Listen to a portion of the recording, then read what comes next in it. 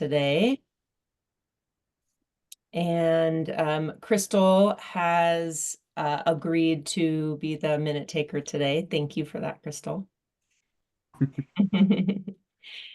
And I know we also Michael indicated that he was planning on joining. So we'll go ahead and get started, and hopefully he can join for item 2 and action items. All right, so I will call the meeting to order at 6:05 p.m. And first up is public comments on non-agenda items. Do we have anyone from the public here? No one's in the queue. No, okay. Then we will just move right into old business. And I guess I'll say, I think I believe Allison took minutes last meeting. And so, which was February, because we skipped to March. So we'll have meeting minutes next month. So old business and update on the energy efficiency program. So, based on our conversation 2 months ago, I kind of updated the rebate qualifications and summary of what the values of the various rebates are and what we're offering. And I didn't get that out to Ethan until today. There's nothing like an impending meeting to remind you that you didn't send something out. So that should follow kind of I'll share it here on the screen, but this follows kind of exactly what was shared before and what essentially it is up on the website. It just has additional information. So as a reminder, these are some of the details, but let's go to this table. As a reminder, we added a few measures and we increased the rebates to essentially match Colorado Springs incentives. So we can now say for anything efficiency, the Manitou Springs program matches what Colorado Springs does. So we added the smart thermostat, we added 2 different space heating systems, including the gas option, and then we also added a gas water heater.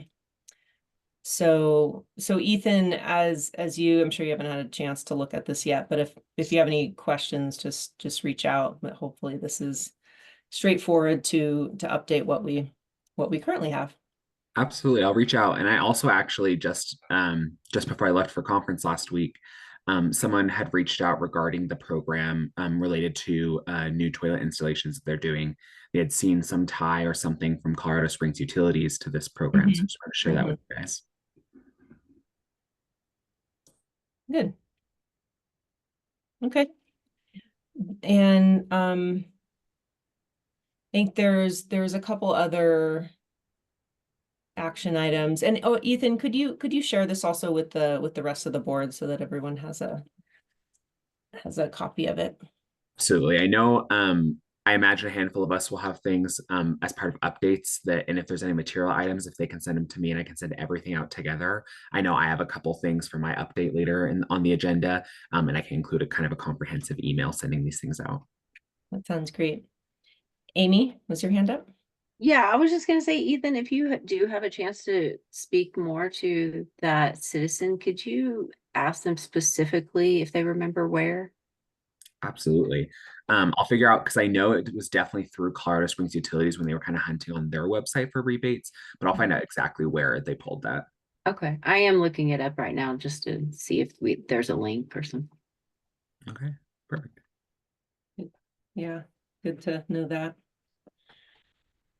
All right, and then there also there were a couple of outreach items that we talked about, and so I was going to reach out to the Energy Resource Center and Brothers redevelopment. I wanted to, ideally we could get the website updated first so that we could point to something. But it could also just share kind of a summary of what the requirements are. So Ethan, and not to not to put any pressure on you or push you to get it updated sooner than later, but what do you think the time frame would be? For the energy rebate, the new update, is that what you're talking about? Mm-hmm. Perfect. I can get that up onto the website within, I imagine, the next week. I'll talk with Mitchell, our new PIO, to communicate and get that going. I don't think there weren't any programmatic changes to this, so I'm not super worried about that. It was more so updating the awards that can be, or the rebates that can be given. So I'll check in with our new planning director as well, Fred, see if he has any questions or any concerns whatsoever.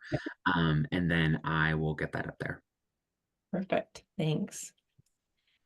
And Fred's coming right Amy, now. you were going to connect with CSU's communication director who do you know them? You might know them. No, I did get the email from you to introduce me to the people you had talked to before, and then I was gonna try to perhaps reach out to Alex to get an intro. Mhm. I have not done that yet. I'm so sorry. I did Okay. do my articles for the PPB, but have I don't want to get ahead of myself, so I'll let you go Okay. through the All right. agenda. But I will be doing that. I have a week and a half left of school. Yay. We can have left to school. Nice. I know. Okay, well, that's all that I had on my list for this agenda item update. Before we move on to the other action items and reports, is there anything else that anyone else has on this topic? I was just going to say that I did talk briefly with Alex after he went to CSU. Yeah, that's it. And he would be willing to make those contacts or connections. And he helped with the public affairs for it, the public releases on it before. So he's familiar with our program, and I'm sure he'll do what he can to support. Do you have his new email, Nancy, if you happen to have it? If not, it's okay. No. Oh, you just talked to him in person? Okay. Yeah, in person. The old-fashioned way? Wow. I know. At a party.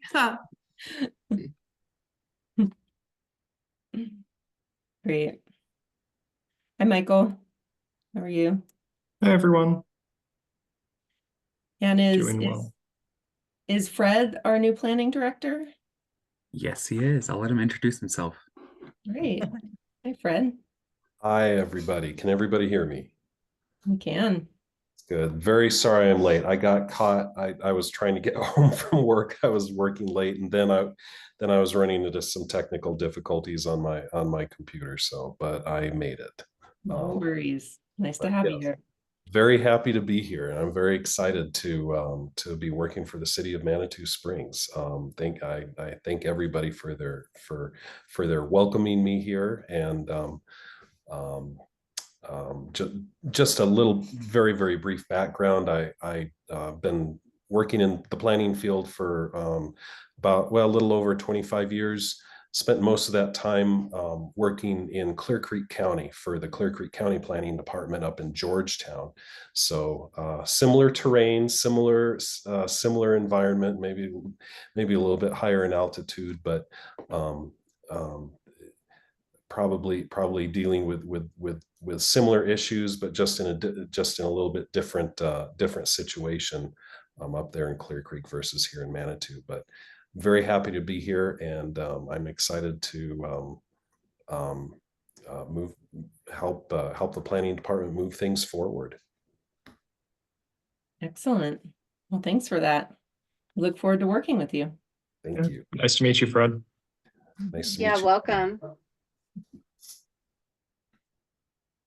So Fred, our chair, Allison Gerbig, isn't here today. She had a family emergency. So I don't know if you've met her before, but you'll meet her. We'll meet her soon. I'm the vice chair, and we're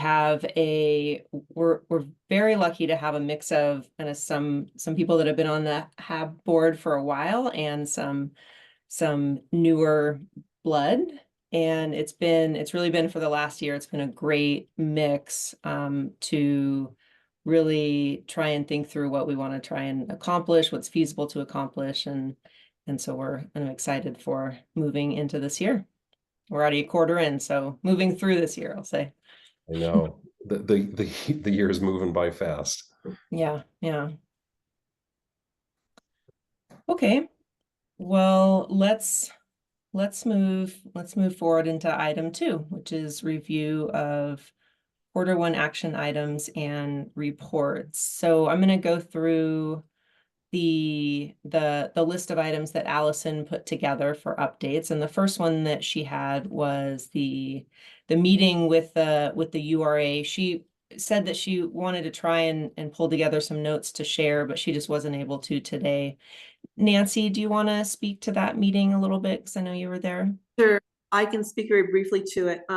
We were supposed to meet last month, and unfortunately, the day we were supposed to meet on was the day we had that big snowstorm and nobody could leave our home. So we postponed it until we did it last week, and the chair and vice chair of the URA were there, and Allison was there. I thought it was a very productive meeting. Kind of understood the missions of the two organizations or the two entities, talked about some potential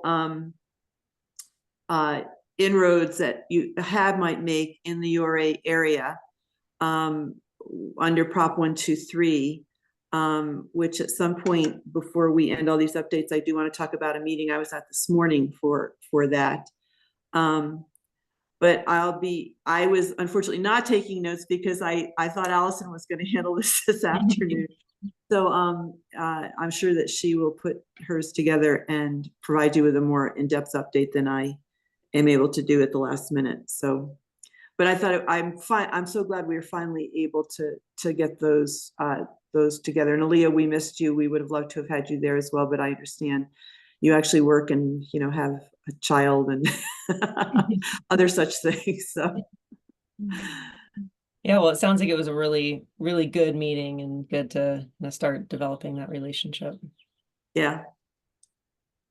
Well, we'll put this on the agenda for next meeting so that Allison can give us her update, and we can have more of a discussion with her and Nancy.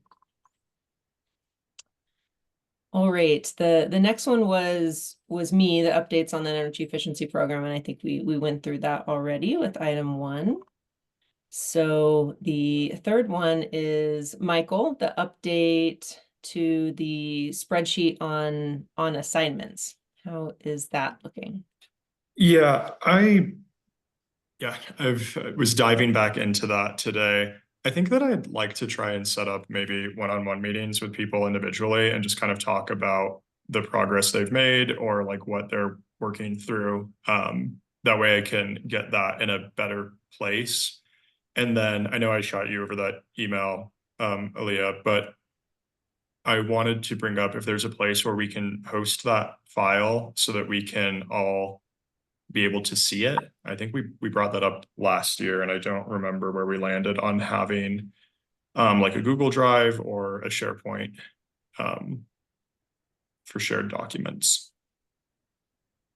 Yeah, I don't think we resolved that. Ethan, do you have any feedback on that?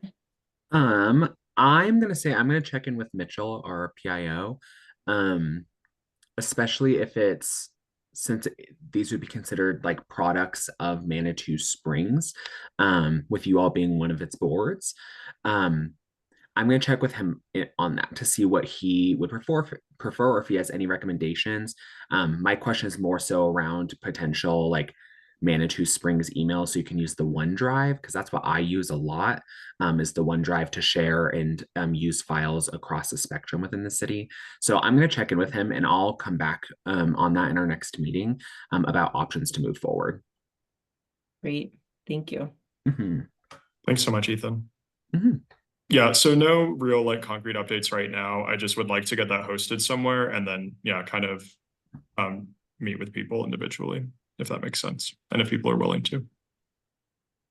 Yes. So am I understanding that it would violate the sunshine law if you sent that out to us individually? Like each of our sections individually, or how? I just want to make sure we're doing things properly. Like, That's also what I need to check in on because you're not a quasi judicial board. I'm not 100% Oh. sure where that falls. So I'm also going to check in kind of regarding that communications, Yeah. sharing of documents, that kind of things, with more than 2 people. So I'll Okay. also check in on kind of this what goes on around that, unless Fred or anyone else has some specific knowledge around that at the moment. Thank you, Ethan. Mhm. Yeah, I'm not too familiar with that either, except that perhaps eventually that information needs to be made available to the public. But yeah, we'll check on that. Ethan, And can I I was- follow up on? Mhm. So can I follow up on that with you next week, maybe, or how Yeah. long? Yeah, Okay. absolutely. Reach out to me this next week. I'll try. I'm back in the office tomorrow. I'm kind of running around, and I'll see if Mitchell's available. I'll check in with him regarding these things. Awesome. Thanks so much. And if I could just say, I think that what you're talking about, Michael, is a work product, separate from a, go public it would all be under Cora, it would all be accessible, but it doesn't need to, as a work product, it probably doesn't need to be, on the public page, certainly. Crystal, your question is very good about the more than 2 people. I think, Michael, it makes a great deal of sense to me for you to talk with each person individually. I think it will be okay, but that could also be considered daisy chaining information. So Ethan, if you could check on that a little bit. The Sunshine Law really constrains, I feel, not unnecessarily, but to an extreme, constrains communication, which is, I find, very problematic, but I get the intent. Yeah. Yeah, the intent is great. Mhm. That's also Yeah. That's also why I'm kind of leaning towards, if Mitchell can make it happen, you all potentially having Manitou Springs email addresses. Because then the other part related to Cora is that for any type of work product or communication, or if someone moves on and we just can't access something, having that available within the Manitou Springs umbrella allows us to grab that if we were ever Cora or anything. So I'll check in with him to see what the likelihood and availability of that is. I would support anything that would make it easier to communicate, because that is, Nancy, to your point, I totally understand the spirit of the law, but to not even be able to have like a tracking document of what we're working on is extreme, in my opinion. Challenging. And I think I brought this up before, but there is a HAB Google account and Google Drive that right now only I have access to, so it's not a shared drive, and we purposely decided not to share it as we've had these conversations, right, to make sure that we find the appropriate path forward. This was created back when before the HAB was a board, and we were I forget what we were called, and Task force. yeah. So anyways, just sharing that with you again, Ethan, so that you know that is a resource we have, and if that were an avenue that we could pursue, or is it possible to kind of move, if there is a better venue, then we could talk about, can we actually move some of those documents there so that there is a central repository. Absolutely. Yeah, I'll report back to y'all. Yeah, and I'll follow up with you next week, Ethan. Thanks so much. Of course. Anything else, Michael? No, nothing else. Thanks, Aaliyah. Okay. Crystal, connect with Allison on Pikes Peak Housing Fund. You're muted. Of course. So Allison and I were going to meet together with now I gotta look over her name real quick. Crystal Laterre? Gabler. Oh, Jill. Yeah. Yeah, Jill Gabler with the housing navigation for El Paso County Housing Navigation Group. And so unfortunately, Allison had something come up. So I went in and met with Jill, and that was really, it was very interesting. And one of the things is she is relatively new in that position. And so they are kind of creating this as they go. So there wasn't, for some of the questions that we had of like, how can we work together? Like that's all very open. And they have a regional approach, even though that they have some funding from the city and they're located under the Colorado Springs Chamber of Commerce. But despite being in that Chamber of Commerce, they absolutely are looking at the county. And right now, one of the things they are preparing to do is do a housing assessment for El Paso County. And she was pretty clear that, like, while we probably couldn't drill down in for Manitou specifically, this will absolutely be information that will be valuable to us once they get that completed. But there was not at that time a timeline of when that was going to be finished. And she is really excited about potentially working with us. Sorry, I'm going to double check my notes. One of the things that they are looking at is, and why they're with the chamber, is to look at where jobs are located and putting the housing closer to the jobs. So that's a really exciting thing. And so that will be helpful for us. And personally, she's really invested and interested in land use, and the board is interested in doing land banking. And so they're working to find out like who has property and where it is and who owns it. And so that also could be, I know the land banking is probably more of a stretch for Manitou, but it's good to know about. And Jill also said that she is a connector and she is happy to connect us to developers, land, finances, resources. She did a lot of talk about braiding funding to make housing more affordable and being able to help with that. And her hope is to get their website updated so it's actually user-friendly and can provide some resources just going there. But she sees herself as a really good advocate to state and local governments, and so is really happy to come in if there is a proposal or something for our city council to do education to city council about some of those issues and really be a strong advocate. And I know she presented at Colorado Springs City Council a while back, and there was an article that she had, I think, in the Gazette, where she really advocated for some ways that we could increase affordable housing in the city. So that's all really exciting. And she seems really excited and passionate about that education piece. So I think that's a great thing for us to have. And she will be presenting at the Kiwanis meeting on May 6th. And so like, if you're interested in going to that, we just need, I'll share the email with Ethan about who you would want to email to go to the Kiwanis meeting. And they feed you dinner and it's okay. It's a little weird, but it was good.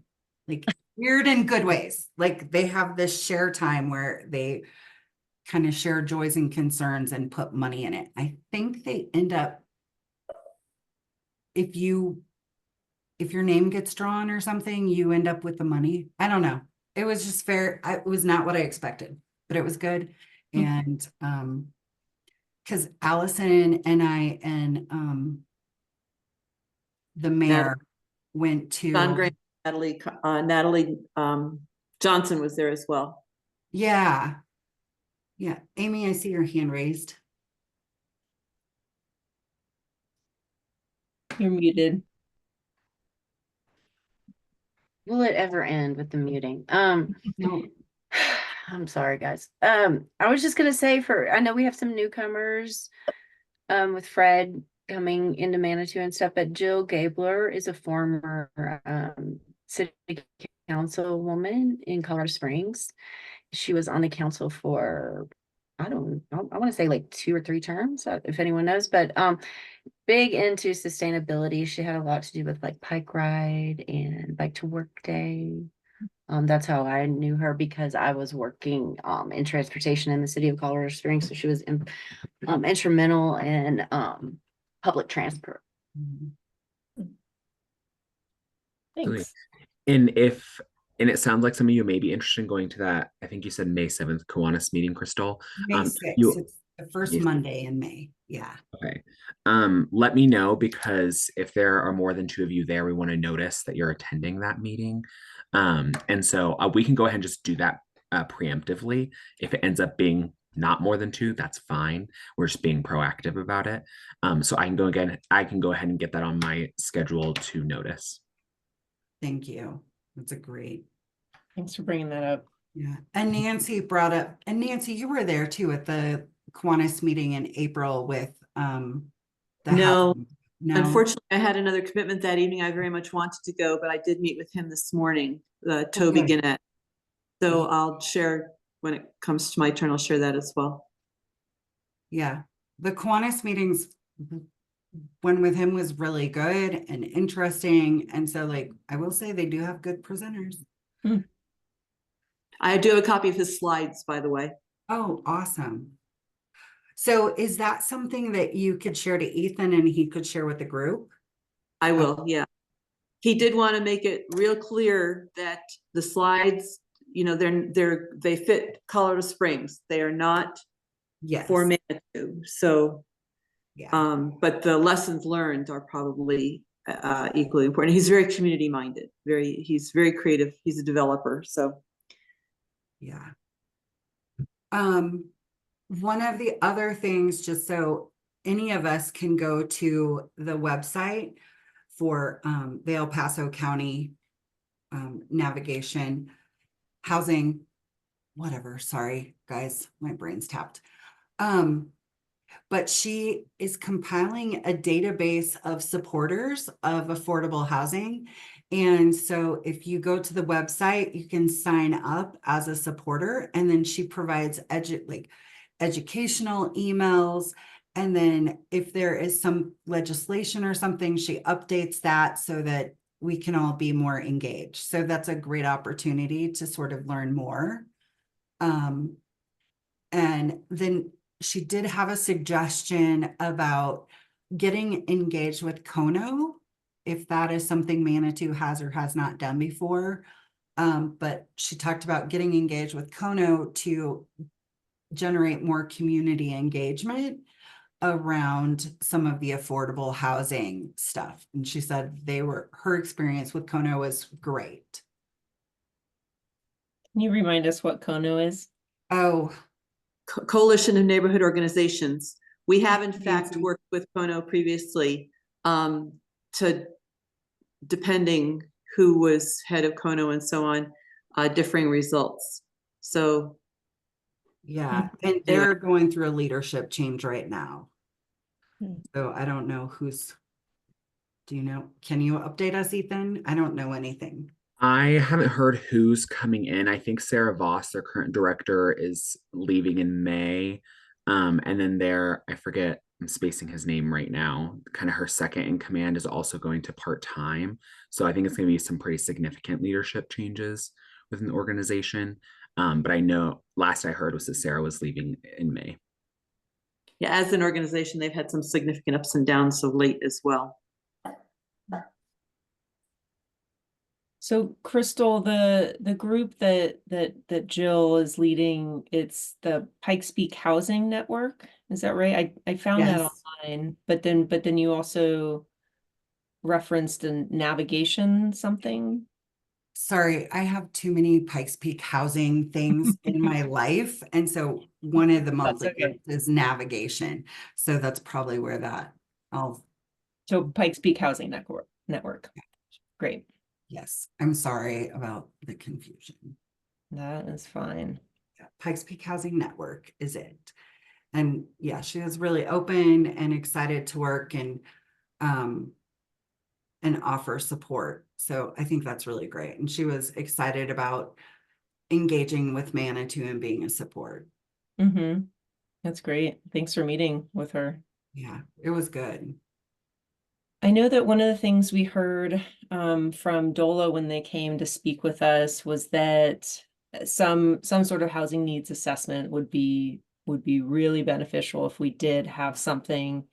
And I heard you say they'll be doing something for Pikes Peak. It won't be Manitou specific. Do we, I'm not sure I have a good sense if how much we need how much Manitou specificity we need in a needs assessment, and if a Pikes Peak needs assessment, housing needs assessment would be, would be helpful, or if it wouldn't be helpful at all. Do you have a sense? You're muted. It will never end. It's for only anyone. been 4 years of doing these meetings. My thought is that having the housing need assessment from the county, it will inevitably, I would imagine, it's going to have some breakups around location. Usually, like, there's almost always a map in there. And so that will kind of give us some, at least west side information, I would guess. But also just kind of taking those basic numbers of what like, some of it I feel like we could do on our own, but a lot of it is just going to be very general. And so, like, I feel like DOLA would probably be very happy with just whatever the El Paso County one is. Mhm. And then, like, we have a brilliant team, so they could easily kind of, well, maybe not easily, but they could take it and kind of figure out what are the unique things about Manitou that would be different for the housing needs. And I don't know, from what I see, housing in Manitou is even more expensive than in the rest of the county. Mhm. So, and I don't think our workers are getting paid. The people who actually work in Manitou, there are a lot of mom and pop shops that, they're not paying employees $25 an hour because they can't afford that. So. Yeah. Well, maybe, I think I want to say Allison had a follow-up to reconnect with DOLA, because DOLA was going to provide us, or else if it was somebody else here, let me know. But I remember DOLA was going to provide us with some additional information. Amy, Nancy, it was, Yeah, it's you. I've talked with Fallon for another issue, which I'll talk about later as well. But I was going to call Fallon, and I failed to do that to date because she was going to come up with some, sheets that are kind of specific Right. to Mhm. 3 or other financing strategies that we could hand out to developers or real estate agents or businesses or whomever to kind of help them navigate. But that's a whole, haven't done it yet, but I Yeah. will. No, I've got that's a phone. okay. Well, maybe in that connection, we could get some feedback on this new organization that's planning a housing needs assessment that's countywide, and what that would serve for us, for Manitou, from their perspective. Mhm. I will include that in my discussion with her. Thanks. Anything else, Crystal? Nope, that was it. Any other questions or comments or discussion from others?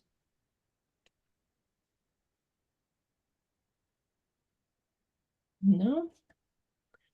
All right, so the next item is for you, Ethan, is looking into the drought tolerant landscaping as part of an incentive program.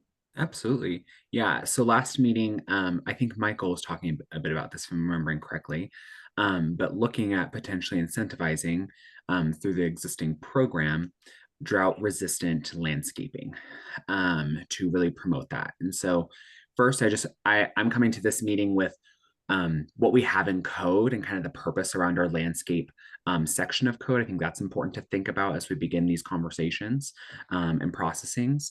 And then second, I do have some resources that exist that the city utilizes for landscaping requirements and utilizes the professional nature of some other organizations such as Colorado State University, amongst others who are leaders in this field for this state. And so the first thing I want to share is just a Word document that I compiled a couple things onto for ease of use. So first, I just want to kind of highlight this section of code. Oh, I'm not sharing my screen. Let's go. Can you guys see my Word document? Yes. Perfect. Let me go ahead and zoom in to this section here. So this is the purpose section of our landscaping code. Purpose of this section is to establish minimum requirements for the design, installation, and maintenance of landscapes that contribute ecologically and aesthetically to the city. Overall, the intent of this section is to achieve the following goals: promote water efficiency, reduce urban heat island effect, reserve, protect, and enhance natural features and ecosystems, reduce and mitigate current and future natural hazard risk, improve visual compatibility within and between developments and differing land uses, and encourage innovative and sustainable approaches to landscape design. So I think that this program should absolutely be in support of how the new land use code is written in regards to this, and specifically where I have seen some correlations from a prior conversation and what exists within this code is the promotion of water efficiency. Another one that we haven't specifically mentioned, but I think is relevant, is the reducing of the urban heat island effect, and also encouraging innovative and sustainable approaches to landscape design. I think that's kind of what we're also kind of heading on as well. But what I wanted to show you all today, let me go ahead and move my, can I move this presentation, things being wonky. On our forestry page on the website, there's a couple different links. There's links regarding, let's see if I can just get to it. It's being funky on me right now. Here we go. If you're on our forestry webpage, which I'll send this out when I get everyone else's stuff to send out in kind of a bigger email. But if you scroll on down, this is really talking about the tree care ordinance and tree requirements, street tree requirements, things like that. But if you continue scrolling down, some important links here. We have an inventory of trees, the pollinator plant list, plant select matrix, also preferred tree species. But if you go into the plant select matrix, what it's going to bring you to is this program, Plant Select, Plant Smarter. So this is a coalition of nonprofits, Colorado State University, Denver Botanic Gardens, horticulture industry, so on and so forth. You can kind of dig into it. But this is going to allow you to explore plant types to utilize within the state of Colorado in a number of different areas, and I'll kind of show you the data. But it allows you to easily interact with different plant types. It has a pretty easy, accessible website that's kind of fun to plunk around in. But what I found helpful was being able to export all of this into an Excel document. So are you guys seeing my Excel sheet right now? Yep. Perfect. So I have a couple of columns hidden right now just because it was too much information going on. But it's going to go into the common name, botanic name, what type of plant it is, and its cover in essence. It's going to talk about height, width, the season in which it flowers, color, so on and so forth, what type of sun it's needing. And then what I think is kind of really important to this conversation is water needs. And so you can actually, I've created a table out of it, but you can go ahead and have this whole thing sort between moderate to dry water needs, dry to xeric, so on and so forth, higher water needs. And then I think that this board can decide what classification it would want to incentivize through something like this.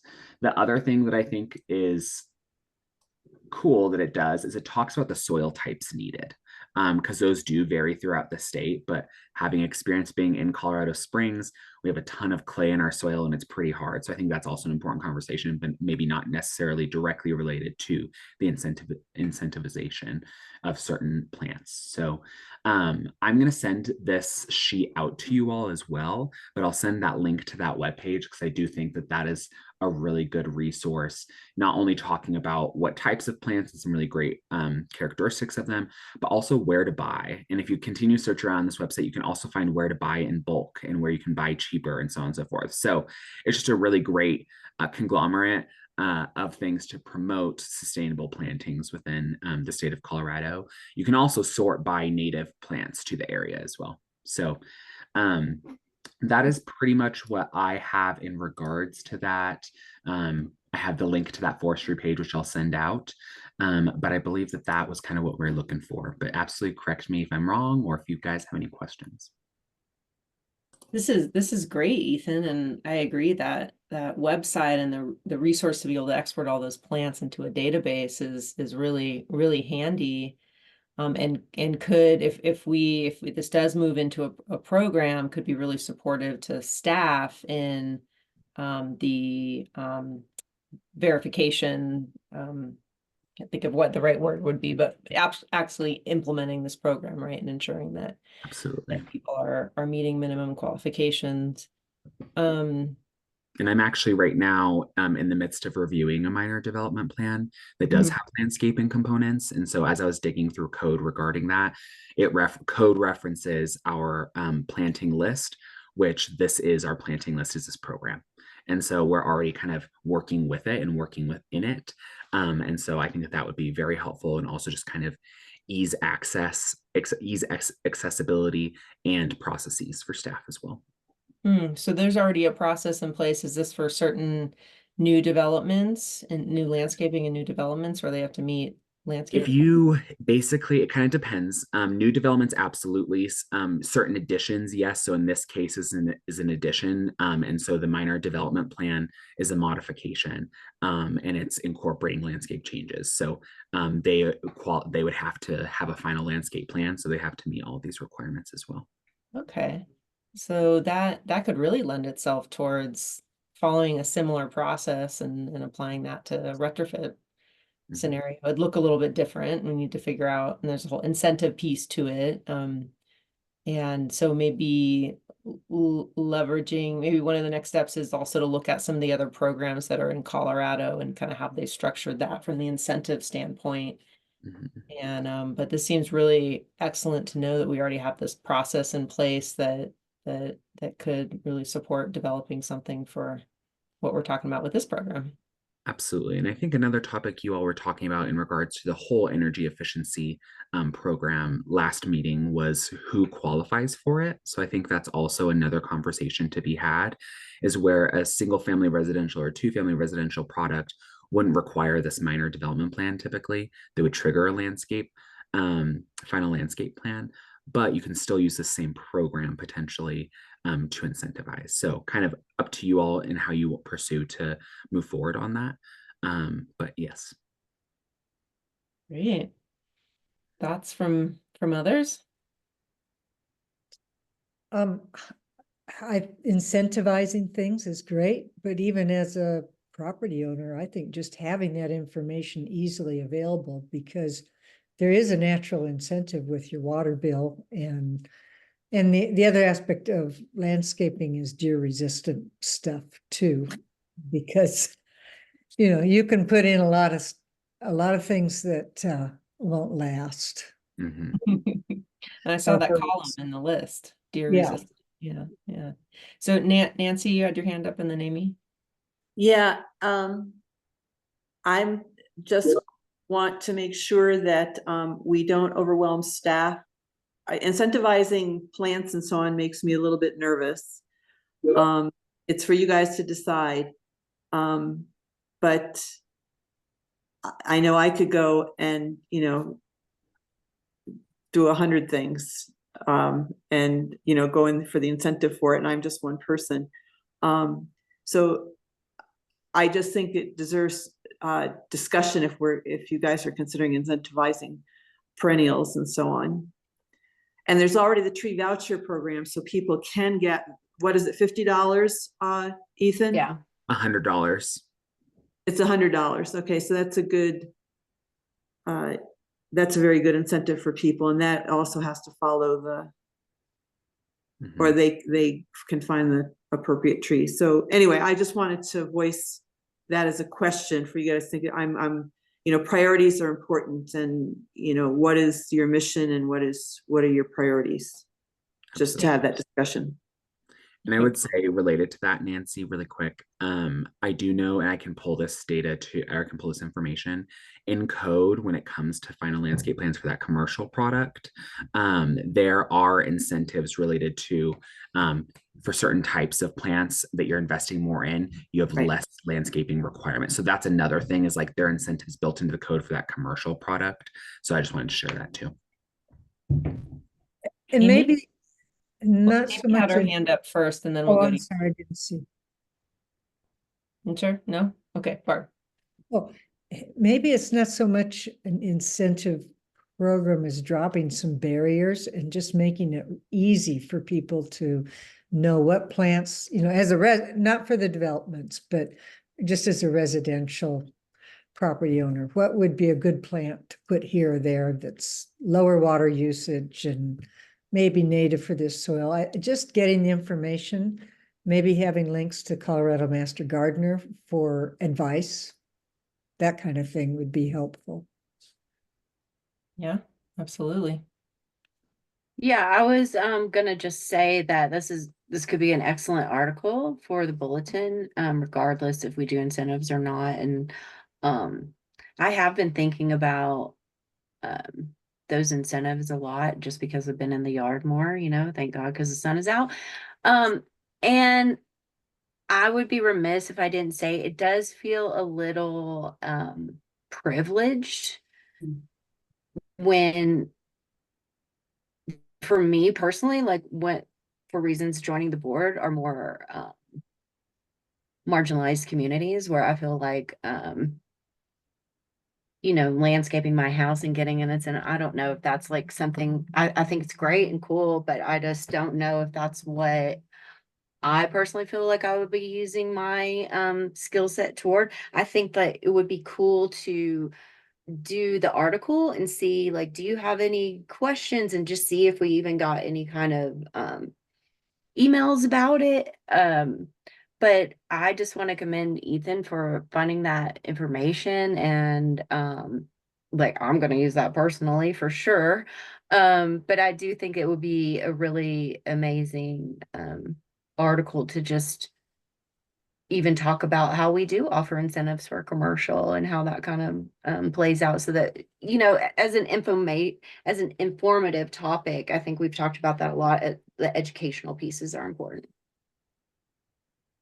And I would also just say that there's a climate action work group who delves very deeply into this list as well, and the pollinator work group, and so on. So there's, again, we might be overlapping with other entities working this issue within the city. And I think that's a better way to say what I was trying to say, Nancy. Barb? And even in terms of working with marginalized communities, I get what you're saying. And at the same time, anything with the infrastructure that helps to increase our vegetative footprint as opposed to a lot of concrete helps everybody. Well, what do people think about next steps? Amy's put out, this will be a great article, and that sounds wonderful. Maybe there's some connection with these other groups, and as part of the article soliciting some feedback from the community in terms of what their interests might be. Do others have, what does everyone else think? Are there other ideas about what our next step should be? I love the idea of Amy writing an article and being able to like highlight some of those other groups and like how people can connect to us, connect to them. It could be sort of a win-win for everyone. And I don't know, I really appreciate what Amy said and what Barb says.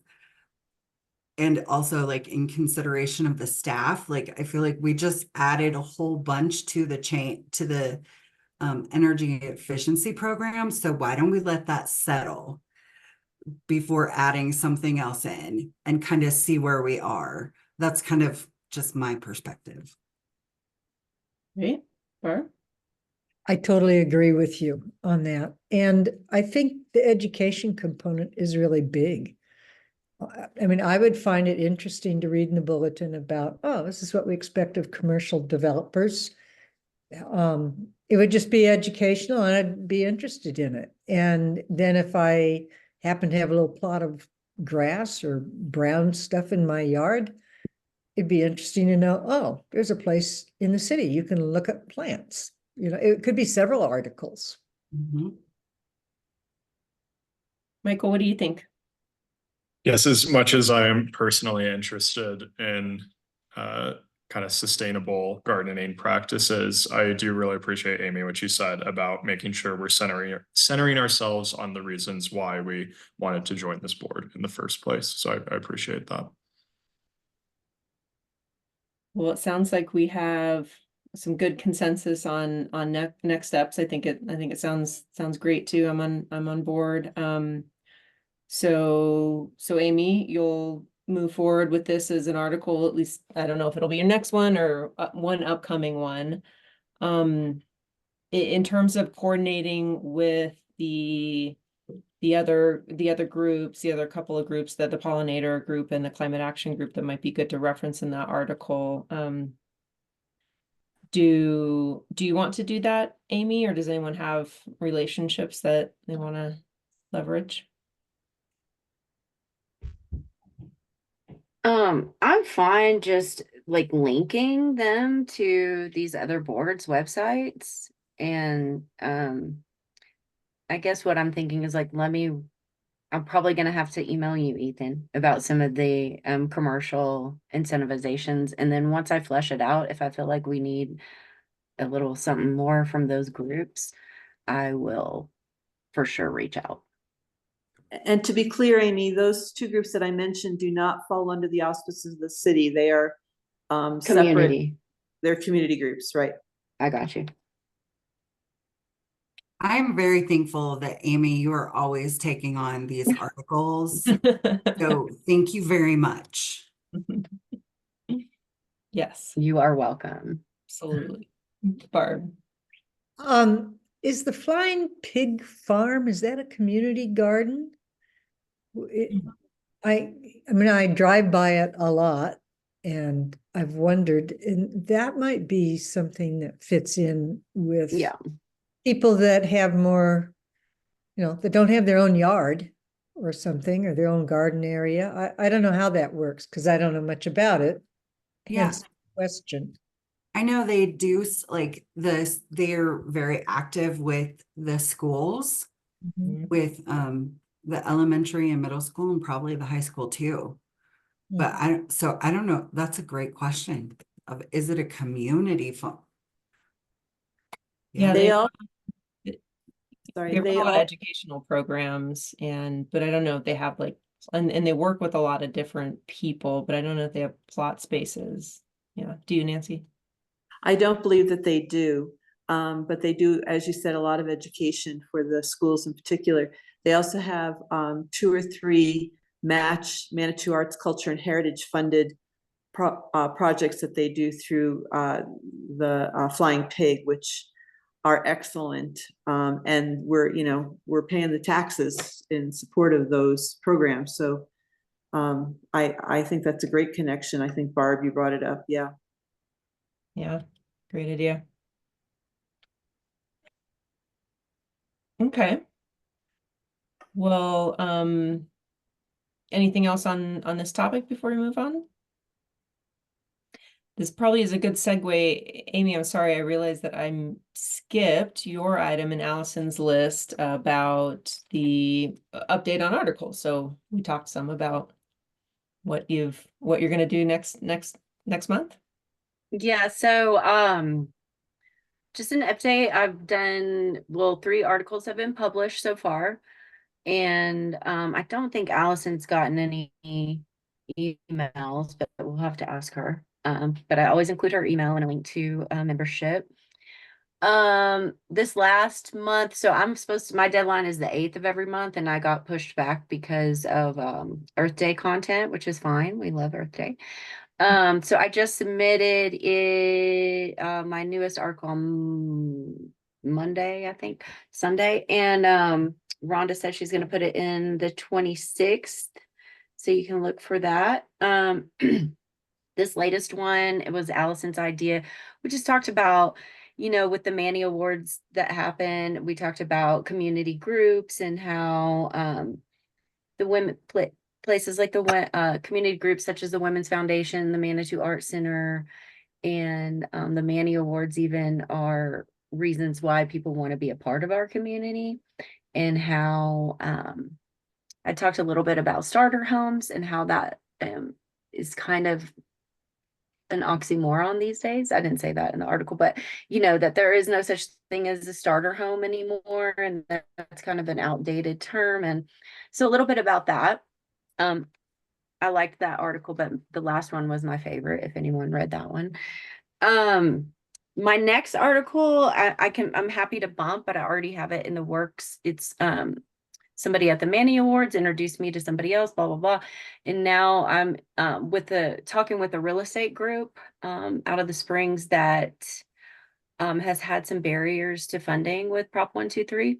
So I put a bunch of questions for them about Prop 123 barriers, but also just like funding barriers in general to affordable housing. And I think it's going to be great because it's not going to be coming from us, right? It's going to be coming from a real estate developer that's, had some barriers, again, to use that word. So excited about that. And yeah, I'm just plugging along. And Rhonda, I don't know if you guys know, she won a Manny Award, and I just think she's amazing.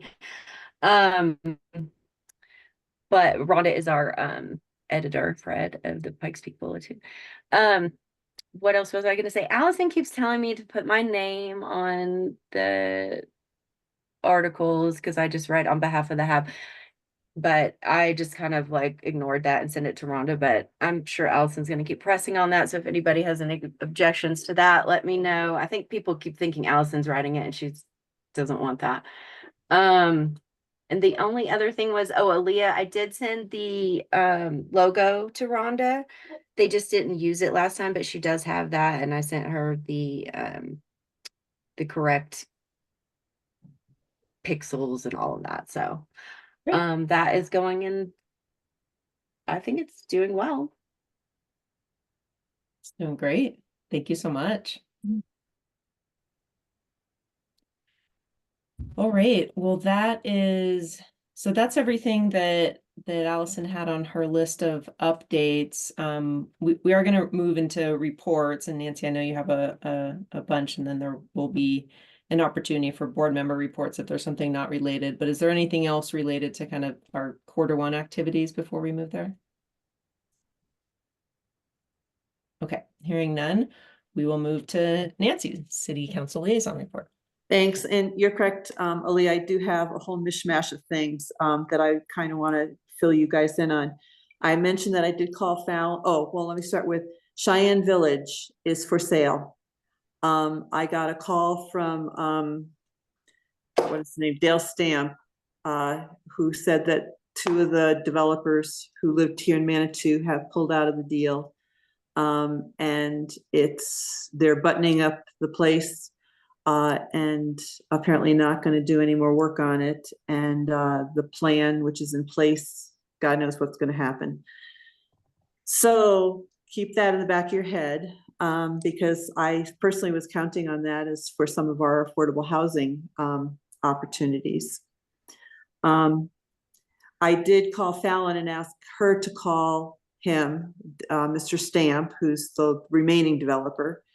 And she did call him. She called me back. She went through all the potential financing that the state has. And he was just adamant. He just wants to get rid of it. He's tired of it. And one thing he won't do is put a 30-year covenant on any of the cabins for affordable housing. So She tried to talk him into partnering with a nonprofit such as Grescio or something, and he was like, had no interest in doing that. So we're just, it's very sad situation. I don't know, Fred or Ethan, if you guys have been filled in on any of this. I know I did ask Denise to call him as well, and she did, because I was desperate to continue with that project. It's my ward. So and to see that just deteriorate further is so depressing to me when the plan looks so good. Anyway, so there's that.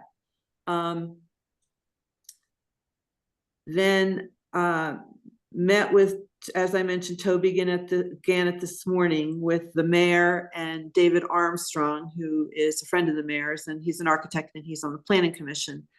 Had a really good discussion with Toby, who is, as I mentioned, a developer who has done a lot of work in Colorado Springs and will continue. His father-in-law, I think, owned the Barker House. So he's got some good connections here in Manitou. He loves Manitou.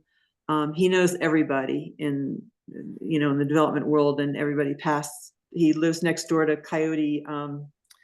What's the concrete couch place? Anyway, he lives next door to Steve Wood's thing in Colorado Springs. So he's working with Steve now too. He gave some good ideas on where to start. And one of them is certainly the assessment. Let's see. We need to find a property, basically. If we can find a property, he actually committed this morning. I asked him to do it in writing. That if we find a good property that meets the development business case for him, he would absolutely love to come in and develop something here and use Prop 123. And Crystal, I know you saw his program at Kiwanis last week, and it's a phenomenal affordable housing. It wouldn't fit in Manitou, but he knows how to stack all of these financial programs. And I mean, he was just talking, and it was like just flying over my head, all these HUD 108s and 9% loans and blah, blah, blah, blah, blah, blah. So, and he also shared that there's just not a lot of people like him out there. So it's really hard, because we kept saying, we don't even know where to start. And he would just, anyway, it was eye-opening to me. But he is willing, he gave me his phone number. He is willing to answer questions. He's willing to do some, on demand or on occasional consulting with us if we need that. So if we have questions.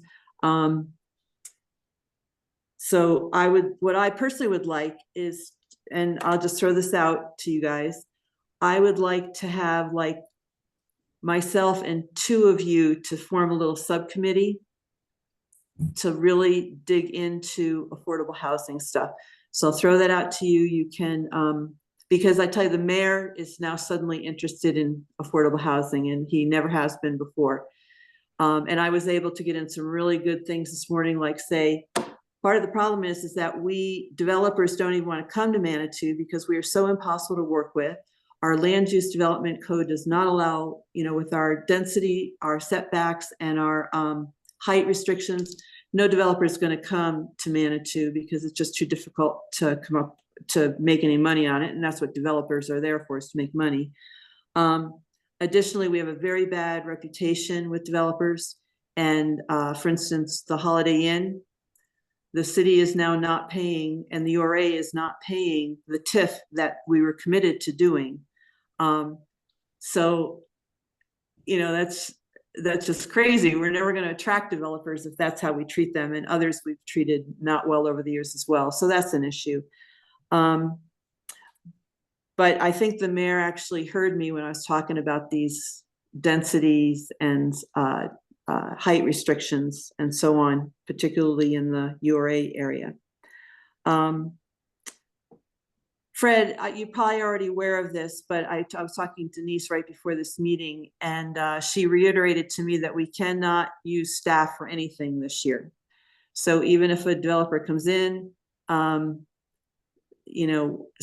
we have to really stick to our guns, educate ourselves as much as we can this year, and that we can hit the ground running and get staff assistance to get some of this done, hopefully next year. So if we can just prime the battlefield, as I used to say, I think we need to work very hard, which is why I would like to set up a small subcommittee, if the HAB would like to set up a small subcommittee. I get a little worried that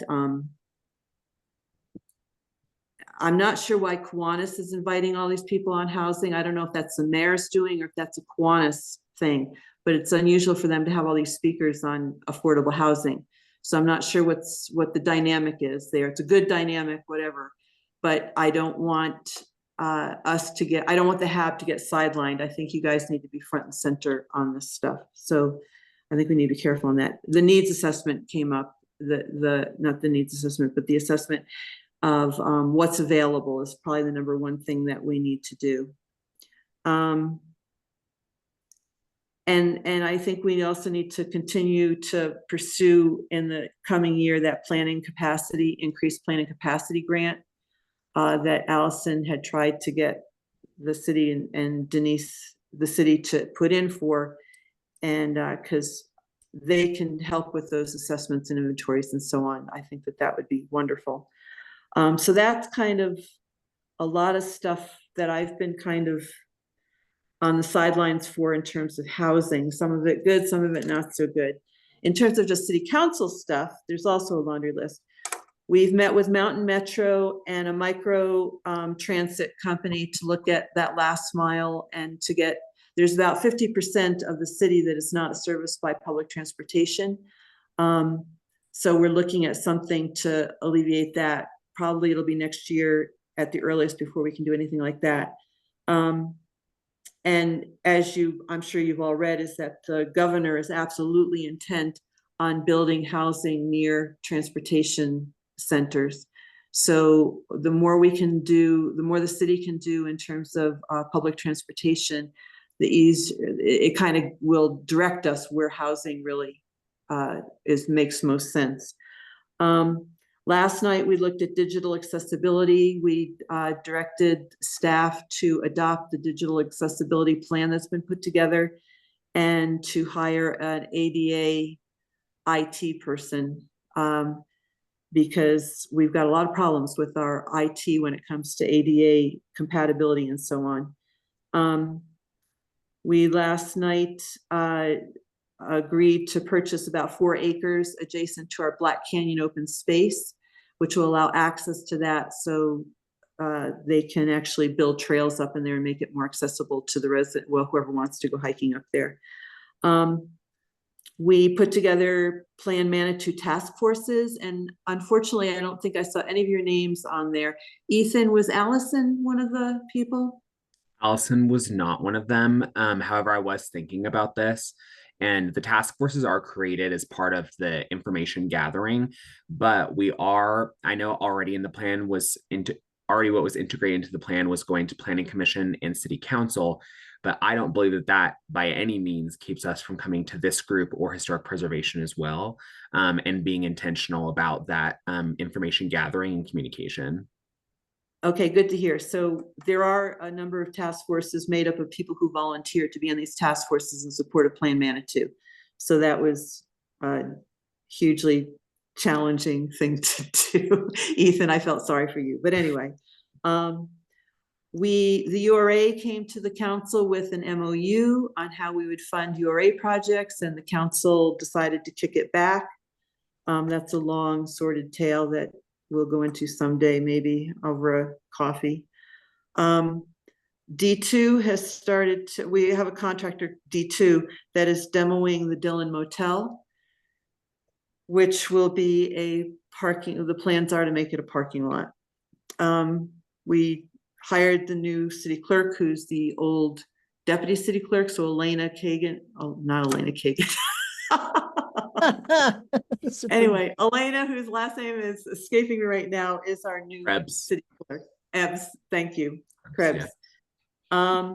We approved the match board, the Manitou Arts, Culture, and Heritage tax board slate of projects, which was huge, and I think is one of the only things that's really helping us in terms of economic development in the city these days. We had a meeting with the school board. Not a lot came out of that, just to get to know one another. We approved a contract to digitize all the planning department documents, which is huge as well. Come tomorrow for the first pickup. Because it's all a lot of paper that's just been stored in connexes around the town and subject to mice and floods and other things. So a lot of historic stuff that'll be digitized now.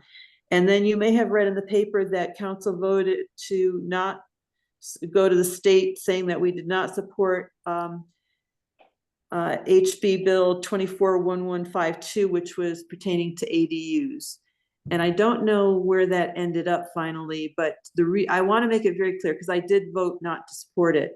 The reason that we voted, or that I and some others voted not to support it, probably people on council had different reasons, is because the state keeps coming and trying to impose things on small community, or the cities and communities throughout the state that are not funded, and that are that we're working on anyway. And it's a one size fits all solution, as opposed to communities coming up with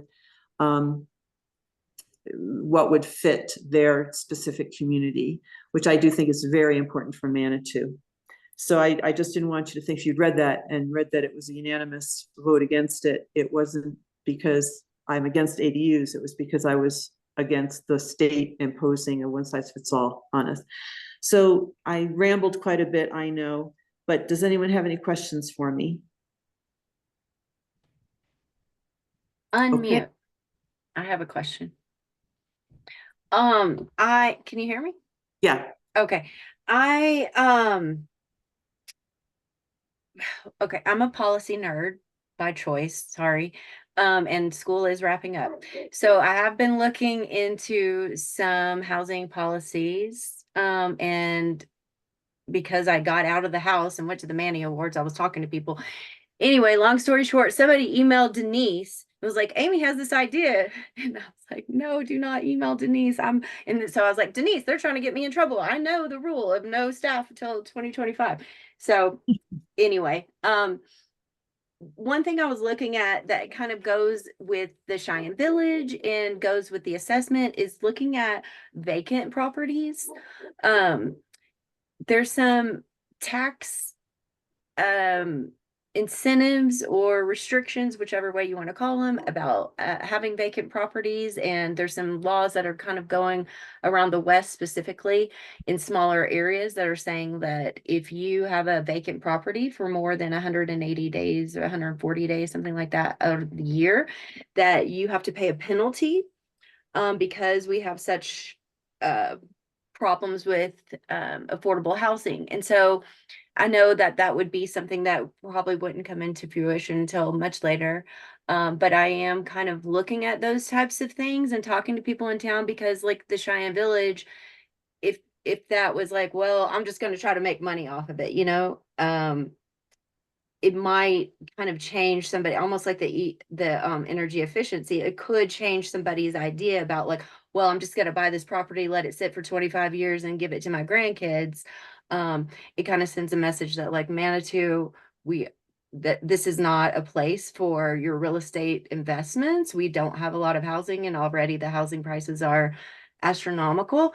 So I just kind of wanted to say that I am thinking about those things, looking into those things, probably going to write about those things. And then when we do talk about the assessment, if we could look into vacancies, whether that means commercial or residential, I think those would both be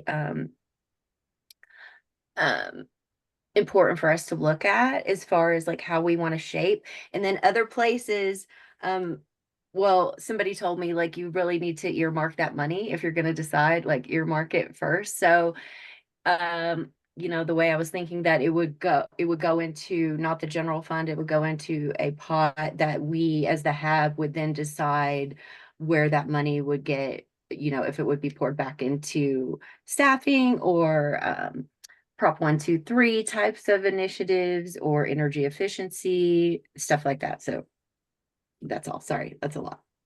Yeah, I think that's fascinating. And we have a number of properties around town that that's exactly what's happening is people just sit on them forever, hoping to, cash in or just save it for their grandkids or whatever. But it's not, it tends to be more blighted often and, or just sitting there. I think of the bottling plant and it just depresses the hell out of me that just sits there for years on end. The property across the street, the Weldon or Walton property, I can't remember, they've had development plans in for that have been approved and then nothing happens. So it's it's a very intriguing concept, and I'm a huge fan of property owners being able to do what they want with their properties. But on the other hand, there are community interests as well that we need to take into consideration. So thanks for your nerdiness. I love it. Yeah, wonderful thoughts. Any other questions for Nancy? Or comments? Well, I appreciated you clarifying the vote on the ADU, because I did notice that when I read it in the book. Yeah, I was feeling very guilty about it, but it had to be done. Well, thank you, Nancy. Ethan, staff updates? Well, we did it earlier, but I just want to introduce our new planning director, Fred Roland Hagan. He's in his 3rd week, correct, Fred, in the role? Yes, that's right. Time flies. Oh, yes, loving every single moment of so much information entering his head. I can only imagine, because I was just there and continue to be there. So just on a different level. So yes, I just wanted to introduce Fred, let you all know that Chelsea is doing great with the baby, Della, super cute, doing amazing. I believe she plans to be back in the 3rd or 4th week of May, back in the department. So yeah, the last kind of month and a half, 2-ish months have been a survival mode for Aaron and I. And we've been trying to do everything that we can. So we're also very excited to have Fred for a number of reasons, to include helping to alleviate some things. So very excited, and kind of teaching and dispersing things and getting back to our groove. So absolutely. Excellent. Thank you for that. Are there any board member updates that we haven't already gone through?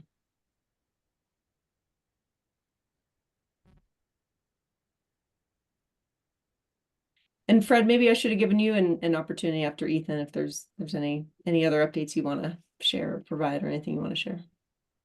I don't, well, let's see, I don't, not knowing generally what you talk about, but maybe a staff update, Ethan. I don't know if this is appropriate or not, but I'll say it anyway.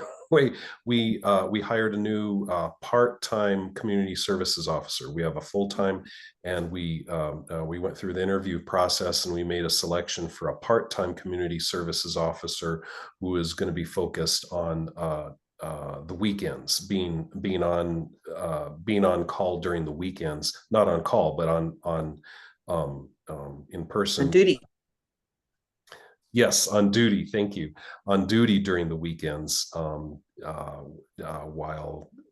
when the city is very, very busy with a lot of visitors and tourists mulling around and everything. So we're very excited to get them on board. Deanna is going to be starting with us on Monday, and hopefully we can get her going